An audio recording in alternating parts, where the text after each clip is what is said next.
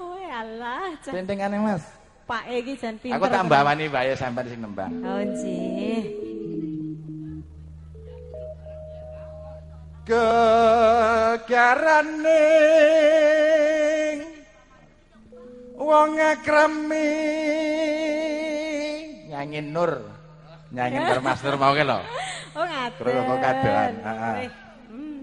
Yai ganteng. Tutu bondo tutu rupa.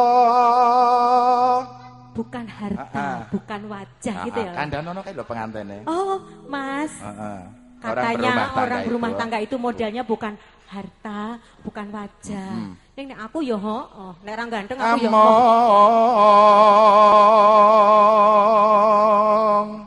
ati pawit tane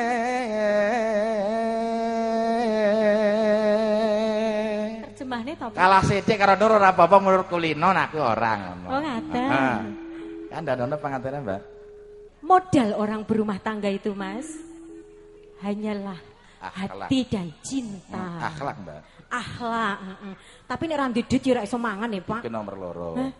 Lah kudu ada. Duwe duit, sugih ning ora iso jumeneng piye? Gitu. Ora iso jumeneng maksudnya lho. Ora iso jumeneng ngoten. Panjenengane kok sasmitone jumeneng kok ngeten lho, jumeneng ngeten iki maksudnya. Pengantene ngono lho. Mas tahu, Mas? Heeh. Enggak bisa jumeneng gitu loh. Tahu, Mas? Mas inggih. Luput pisan kena pisan. Andanono. Apa ya?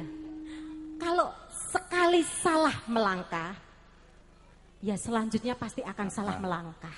Yen gampang luwih gampang. Iki nggih, terjemah nih. Mboten satu. Terjemah dadi wong rumah tangga itu gampang-gampang susah. Iya, gampang-gampang susah. Makanya modalnya akhlak. Iya, kalau sekalinya dapat gampang ya gampang. Tapi kalau sulit ya sulit gitu ya, Pak. Jadi gampang-gampang susah. Gampang-gampang susah. Yen angel ka langkung. Maaf nun sewu. Niki Mulai aja cedak-cedak. Mboten maksudnya niki ajeng nyekel mriki napa? Ora, ana bojoku. Maaf ya, Bu, sebentar pinjem. Tan kenotin numbas arta.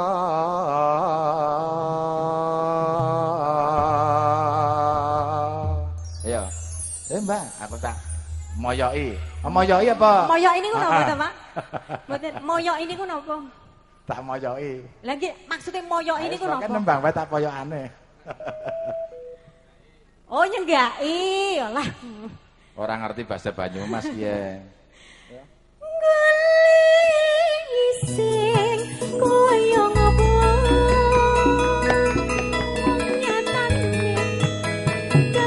Leren wae Mas Nur. Leren udut Bang Amor apa aku tak gandeni. Ora usah bayar aku ora usah.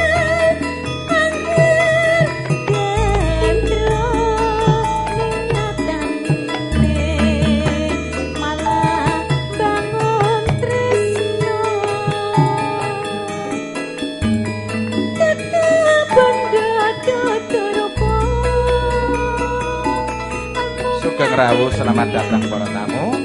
Terima kasih atas berkah dan doa restunya.